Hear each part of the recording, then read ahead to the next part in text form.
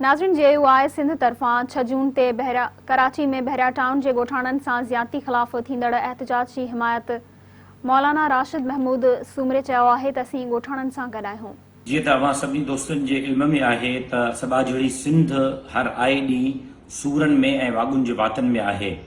पाणी जो मसइलो हुजे, तालीम जो मसइलो हुजे, अस्पतालुनि जो मसइलो हुजे या सिंध धरतीअ जी ज़मीनुनि खे खपाइण जो मसइलो हुजे, यकीनन ज़िम्मेदार सिंध हुकूमती आहे। मलक रियाज़ के ज़मीन ॾियण वारा सिंध जा हुक्मरान, सिंध असेंबली में वेठल हुक्मरान जमात जा MNA, MPA, भोतार, नवाब ऐं सरदार आहिनि।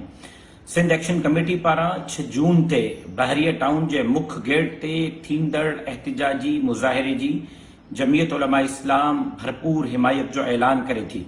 जमीयत उलमा इस्लाम सिंध एक्शन कमेटी जो काफ़ी अरसे का हिस्सो रही आहे, लेकिन मूंखे नाहे मालूम त बहरिया टाउन के हवाले से थींदड़ इजलास में ऐं एहतिजाजी मुज़ाहिरे जे हिकमत अमली वारी मीटिंग में जमीयत उलमा इस्लाम के मदू छो न कयो वियो।